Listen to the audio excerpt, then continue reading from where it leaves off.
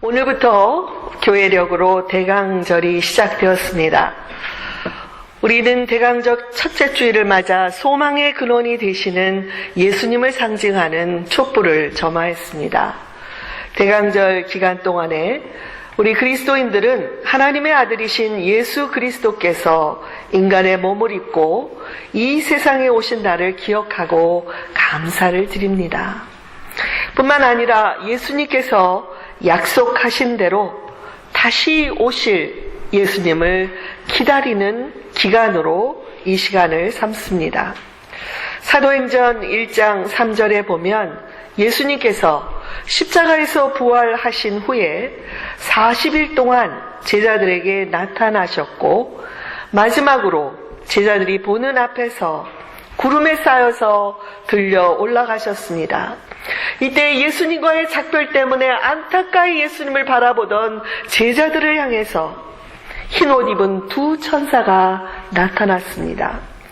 갈릴리 사람들아, 어찌하여 하늘을 쳐다보고 서 있느냐? 너희를 떠나서 하늘로 올라가신 이 예수는 하늘로 올라가신 것을 본 그대로 너희에게 다시 오실 것이다. 이렇게 말씀해 주셨습니다. 예수님께서 다시 오실 것이라는 이 천사들의 메시지는 예수님과의 이별로 인해 절망감에 빠져있던 제자들에게 새로운 힘을 주었고 오히려 그들이 예수님의 증인으로서 하나님의 나라를 전파할 힘을 주었습니다. 교우 여러분, 예수님을 사랑하시지요? 그리고 예수님께서 다시 오실 것이라는 이 약속의 말씀을 믿으시지요? 터키 먹은 게 다 이제 내려갔나 보죠? 이 질문에 대해서 아멘이라고 대답하신 분들은 소망이 있는 분들입니다. 이 소망은 이 세상의 어떤 것으로도 살 수 없는 소망이며 예수 그리스도로 말미암는 소망입니다. 이 소망이 있는 분들은 어떤 환경도 극복할 수 있는 하나님의 은총을 받은 분들입니다. 할렐루야! 방송을 듣는 분 중에 우리 교회에 남성분이 없다고 생각하시는 분들은 오늘 남성분들의 아멘 소리를 들어보시기 바랍니다. 할렐루야! 그런데 이 소망을 다른 말로 표현을 한다면 기다림이라고 할 수 있습니다. 여러분, 이 기다림의 은총이야말로 대강절에 하나님께서 우리에게 주시고자 하는 복된 선물인 것입니다. 오늘날처럼 모든 것이 빨리빨리 돌아가고 있는 이런 현대 사회에서는 이 기다림의 은총이야말로 우리들에게 꼭 필요한 것입니다. 제2차 세계대전 때 포로가 되어서 독일군 포로 수용소에 갇혀있던 많은 분들 중에 영국 군인 맥도날드 목사님께서 이런 간증을 한 것을 제가 책에서 읽은 적이 있습니다. 그의 전기 기술자 친구였던 한 사람이 라디오를 그 포로 수용소에서 조립해서 비밀리에 BBC 그 영국 방송을 듣고 전쟁의 상황을 수시로 이 수용소 사람들에게 전달해 오고 있었습니다. 어느 날 새벽 그 친구가 이 맥도날드 목사를 흔들어 깨웠습니다. 여보게, 그들이 왔어. They have come. 이 말은 기다리고 있던 연합군이 노르망디 상륙 작전에 성공했다는 뜻이었습니다. 이 그들이 왔다는 희망의 소식, 그 기쁨의 소식이 온 이 수용소에 퍼지게 되었고 포로들은 저마다 밖으로 나와서 마당에 나가 춤을 추며 그들이 왔다, They have come, 그들이 왔다, 이렇게 소리를 질렀습니다. 그러나 아직 이 연합군 상륙을 모르고 있던 독일 군사들은 이 사람들이 아마도 집단으로 이제는 다 미쳐가나 보다 총을 겨두고 총을 쏘지도 않고 지켜보기만 했다는 것입니다. 물론 이 포로들의 상황이 갑자기 달라진 것은 아무것도 없었습니다. 여전히 이 감옥의 벽은 높이 있었고 철망도 여전히 두터우며 독일군의 총뿌리와 기관총도 여전히 그들을 향해서 겨누어져 있었지만 그들의 내면 세계가 달라져 있었습니다. 연합군이 이 땅에 도착했고 자신들을 곧 구출하러 달려오고 있다는 이 사실을 마음으로부터 확신하고 있었기 때문입니다. 희망의 메시지를 들은 사람들은 이제는 기다릴 수가 있습니다. 때가 올 것을 알기 때문입니다. 그런데 예수께서 다시 오실 것이다 라는 이 천사의 메시지가 당시의 사람들에게나 오늘날의 사람들에게나 항상 희망의 메시지로 받아들여진 것은 아닙니다. 처음에는 예수님을 따랐던 사람들도 예수님이 죽으신 후에 고난과 핍박이 찾아오자 그들의 믿음을 포기했던 것을 볼 수 있습니다. 여러분, 그리고 2000여 년이 지나는 동안 세계 도처에서는 이 성탄절이 다가오면 카드도 보내고 크리스마스 트리도 세우고 집집마다 성탄 장식을 하지만 진작에 성탄의 주인공인 예수님에 대해서는 무관심하다는 것을 우리가 쉽게 볼 수가 있습니다. 오늘 본문 누가복음 2장에 보면 로마의 황제 아우구스투스가 다스리던 때에 온 세계에 호적을 하라는 명을 내렸습니다. 그때 다윗 자손이었던 이 마리아의 약혼자 요셉도 호적하기 위해서 자기가 살고 있던 나사렛이란 동네에서 이제 유대 땅에 있는 베들레헴으로 올라갈 때에 마리아와 함께 갔습니다. 그들이 이 베들레헴에 머무는 동안에 마리아가 해산하게 되었는데 사람들이 많이 몰려와 있기 때문에 여관에는 어느 곳에도 방이 없었습니다. 겨우 마구간에서 해산을 하고 아기 예수를 싸서 말 구유, 말이 먹는 먹이통 위에 눕혀 놓았습니다. 같은 시각에 양떼를 지키던 목자들에게 한 천사가 나타났습니다. 천사는 이 목자들이 무서워하는 것을 보면서 무서워하지 말라. 보라, 내가 온 백성에게 미칠 큰 기쁨의 소식을 너희에게 전해준다. 오늘 다윗의 동네에 너희를 위하여 구주가 나셨으니 곧 그리스도 주님이시다. 이런 예수님의 탄생 소식을 전해 주었습니다. 그리고 그들에게 한 가지 표적을 주었는데 그것은 강보에 쌓여 누워있는 아기라는 것이었습니다. 그러자 많은 천군과 천사들이 하나님을 찬송하며 지극히 높은 곳에서는 하나님께 영광이요 땅에서는 기뻐하심을 받은 사람들 중에 평화로다 이렇게 찬양을 올려드렸습니다. 이에 목자들이 급히 달려가서 천사가 말하여 준 대로 강보에 쌓여 누워있는 아기 예수를 만났고 다른 사람들에게도 이 성탄의 소식을 전했습니다. 그러나 대부분의 사람들은 이 목자들의 말을 놀랍게 여기기는 했지만 그들 가운데 믿는 사람들은 없었습니다. 다만 마리아는 그 말을 마음에 새겼다고 기록하고 있습니다. 이처럼 목자들의 성탄의 소식을 듣고 단순한 믿음으로 이 목자들이 응답했을 때 성탄의 주인공인 아기 예수를 만나는 축복을 받았습니다. 오늘 우리는 이 대강절의 첫 번째 은총으로서 소망의 근원이 되시는 예수님을 묵상하고 있습니다. 이에 앞서 우리 자신이 스스로 질문해야 될 것이 있습니다. 여러분, 우리는 이렇게 귀중한 성탄의 소식을 진심으로 전심을 다해 기뻐하고 있습니까?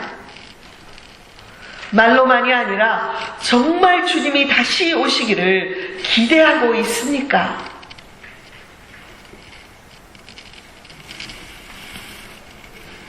이 침묵은 여러 가지 답이 있다고 생각을 합니다. 네라고 대답을 많은 분들이 침묵 속에서 하고 있는 줄 저는 믿음으로 듣습니다.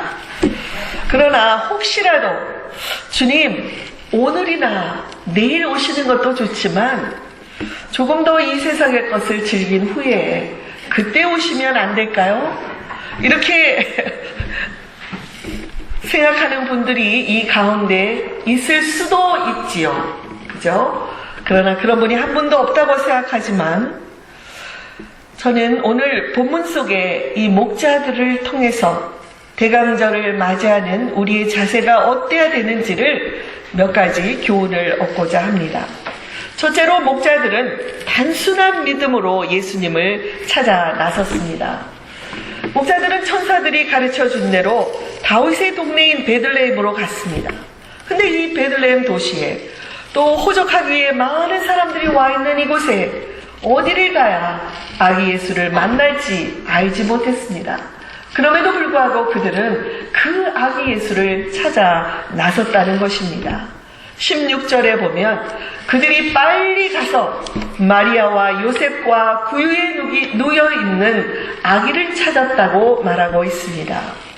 여러분, 우리들도 단순한 믿음으로 예수님을 만나기 위해 그분을 찾아 나서는 이 심정을 이 대강절에 우리들이 가져야 합니다.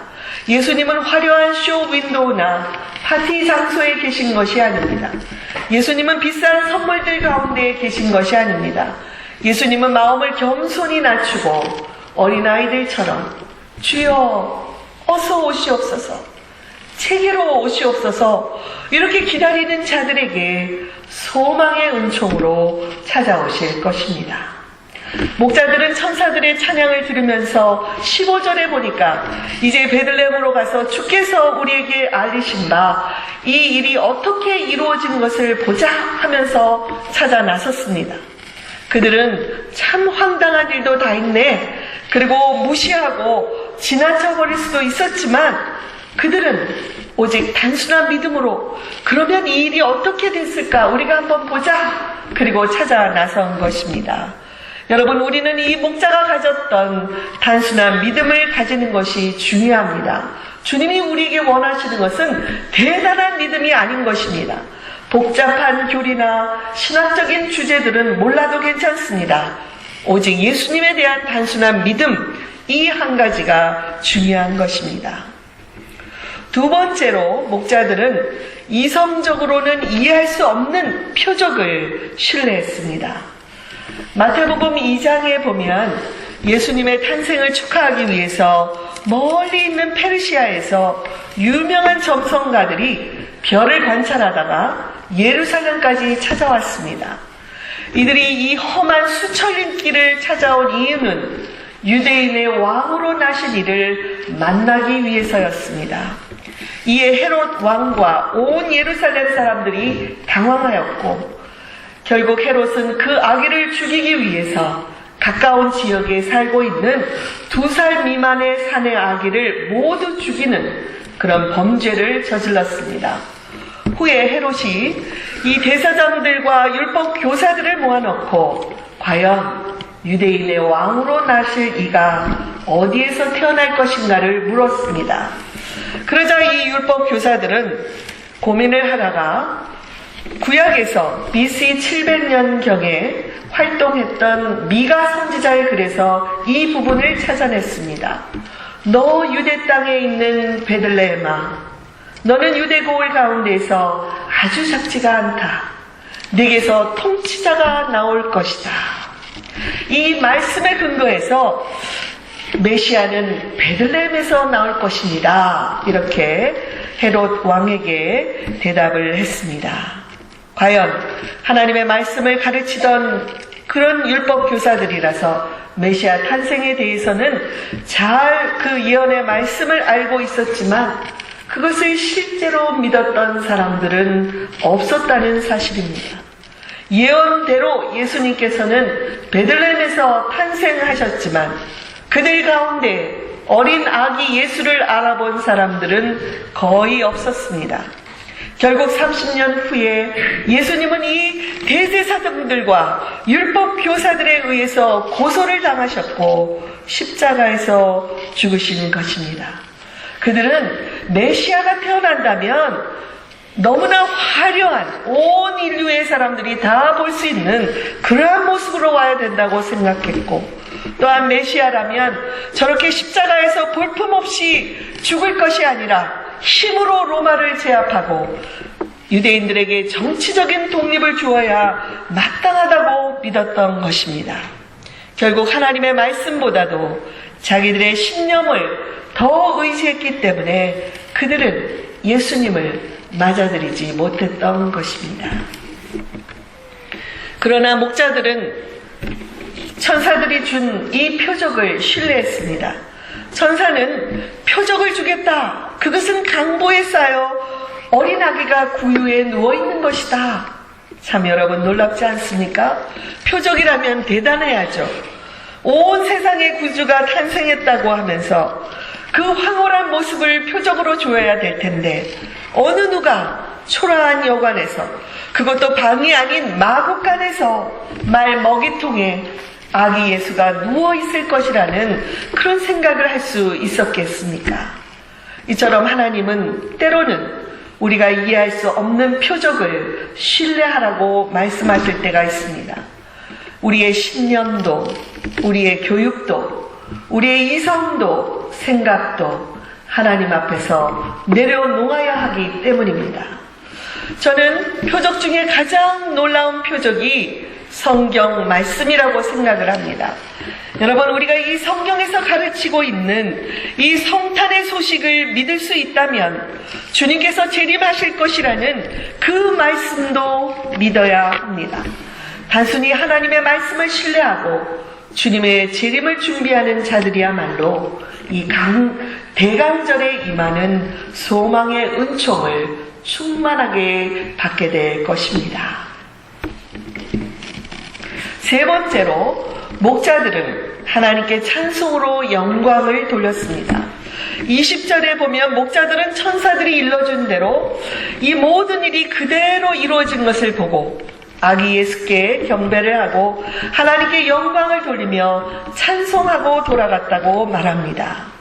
여러분, 우리들도 직접 이 목자들처럼 예수님의 탄생을 본 것은 아니지만 우리의 믿음의 눈으로는 볼 수 있지 않습니까? 성경의 말씀을 통해서 믿을 수 있고 우리 안에 거하시는 성령께서 우리에게 확신을 주시기 때문에 믿을 수가 있습니다. 예수님께서는 요한복음 20장 29절에서 예수님의 부활을 의심하는 도마에게 나타나셨습니다.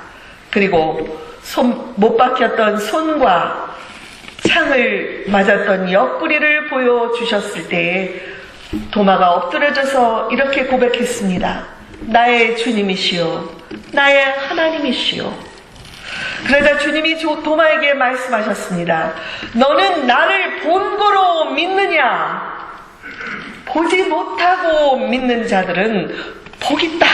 이렇게 말씀하셨습니다.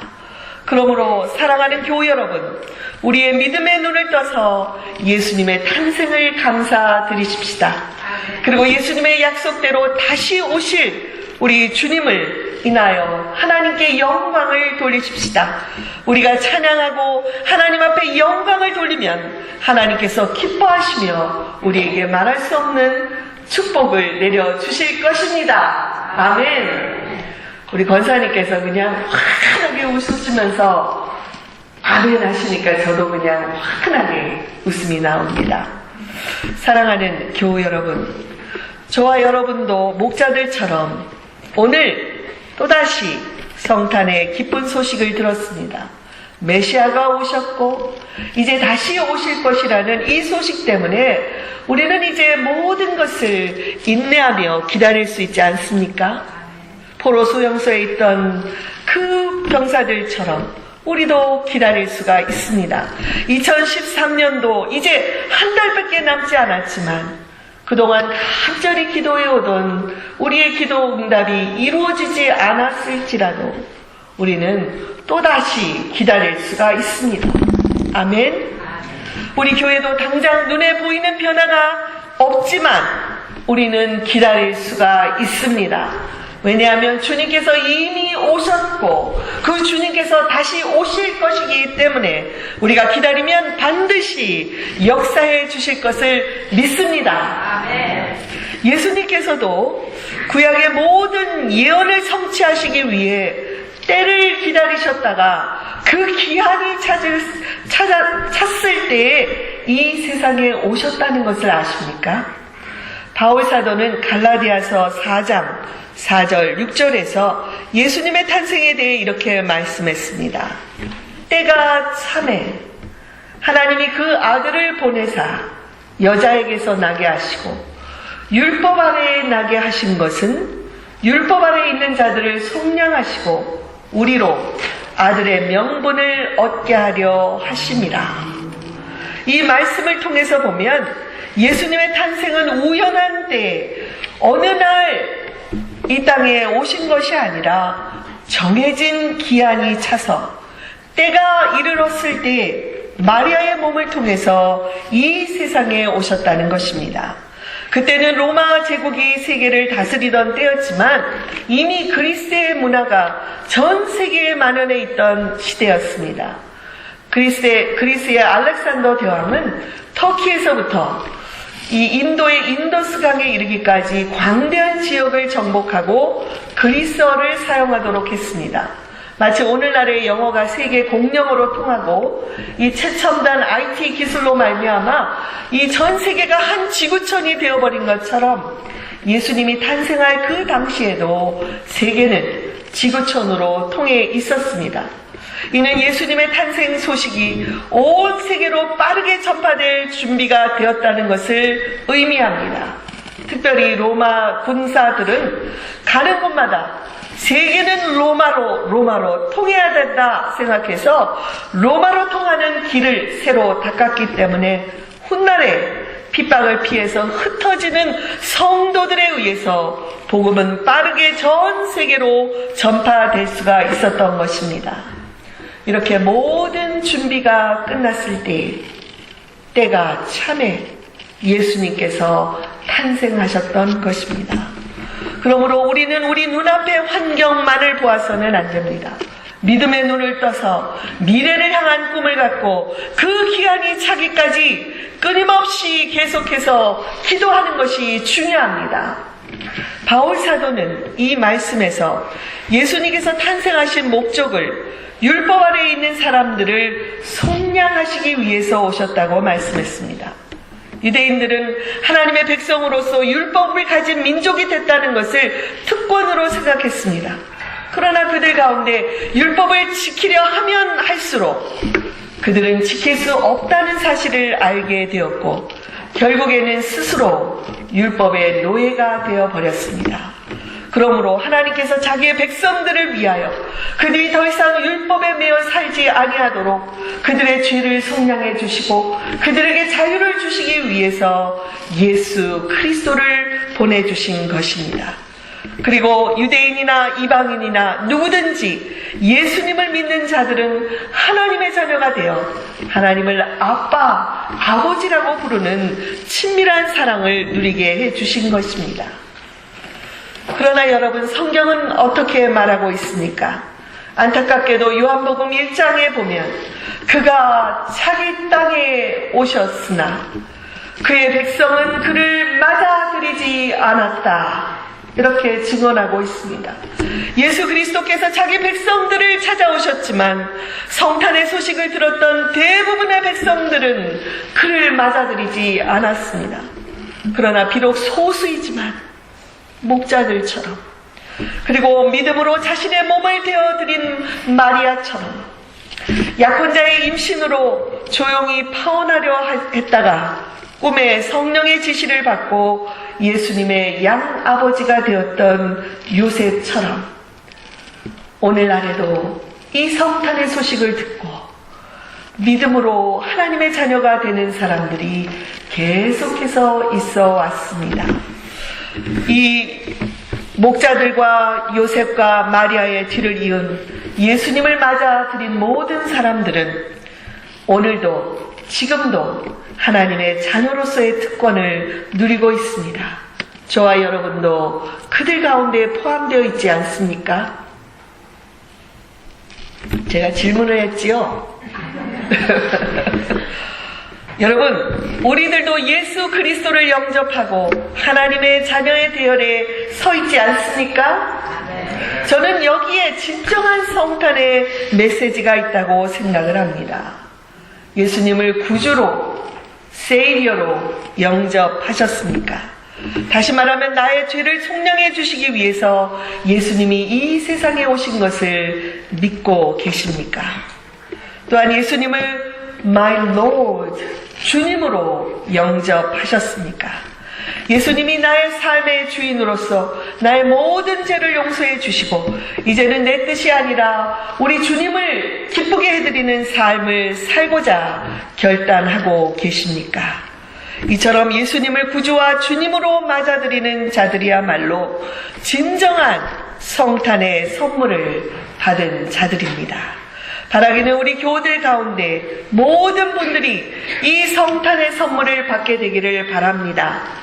혹시라도 아직까지 예수님을 구주와 주님으로 영접하지 않은 분들이 계시다면 이 대강절 기간 동안에 우리를 찾아오시는 그 예수님을 마음에 영접할 수 있기를 바랍니다. 아주 오래전의 일입니다. 보스턴에 살고 있던 한 소년, 그 이름은 션 버틀러였습니다. 그의 이야기입니다.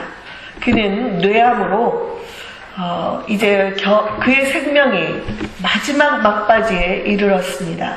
정신도 오락가락 코마 상태에 있었습니다.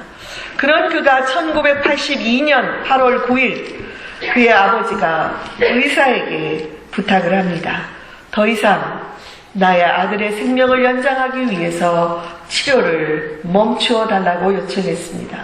어차피 죽을 것인데 그 아들의 고통을 빨리 줄여주고 싶었던 것입니다. 그런데 놀랍게도 바로 그날 레드삭스의 홈런 타자로 유명한 데이브 스태플턴이라는 그런 야구 선수가 이 소년의 병실을 방문했습니다. 그는 이 소년의 건강했을 때부터 영웅이었습니다. 그의 아버지가 그 죽어가는 아들을 위해 방문해 줄 것을 요청했는데 그가 특별히 이 요청을 수락하고 이 병실에 나타났던 것입니다. 스태플턴 선수가 소년을 보자 이렇게 말합니다. Sean, I am Dave Stapleton. 나는 바로 데이브 스태플턴이야. 소년이 코마에 있던 것 같았지만 이 음성을 듣자 눈이 번쩍 뜨였습니다. 션의 얼굴에 화색이 돌기 시작합니다. 션, 내일 시합에서 내가 홈런을 날릴 테니 나를 한번 지켜봐줘. 기다려줘. 그리고 야구공 하나를 사인을 해서 그에게 주고는 돌아갔습니다. 그런데 놀랍게도 그 다음날 그 시합에서 스태플턴 선수는 홈런을 날렸던 것입니다. 그로부터 5개월 후 이 소년의 뇌를 다시 검사한 결과 모든 암세포가 깨끗이 사라지는 놀라운 일이 벌어졌습니다. 의사들도 의학적으로는 어떻게 설명할 길이 없다고 말하지만 모든 사람들은 이것을 희망의 기적이라고 말합니다. 희망 때문에 기적을 낳았다. 그렇게 말하고 있습니다. 이 션의 영웅이었던 그가 약속해준 홈런은 션에게 희망을 주었고 이튿날 그 홈런을 날렸다는 그 기쁜 소식으로 인해서 션의 그 병든 몸에 있던 암세포들이 점차로 사라질 수 있었던 것입니다. 교우 여러분, 우리들에게도 이 첫 번째 성탄의 소식이 희망의 소식입니까? 소망의 소식입니까? 2000여 년 전에 천사가 전해준 성탄의 기쁜 소식, 온 인류의 희망이 되시는 예수 그리스도께서 오셨다는 이 소식은 지금도 지구촌 어디에선가 누군가를 살리고 있는 기적을 낳고 있을 것입니다. 다시 한 번 더 12월 이 한 달 동안 저와 여러분이 예수님의 탄생을 우리 마음 깊은 곳에 새기고 또한 다시 오실 주님을 기다리는 마음으로 소망의 은총이 충만하게 되기를 바랍니다. 그래서 우리의 믿음이 날마다 자라가고 하나님의 은혜를 경험할 수 있기를 바랍니다. 그리고 우리뿐만이 아니라 이 복된 소식을 우리 주변의 사람들에게 전파함으로써 진정한 성탄의 선물을 이웃들과도 나누게 되기를 우리 주님의 이름으로 축원드립니다. 기도하겠습니다.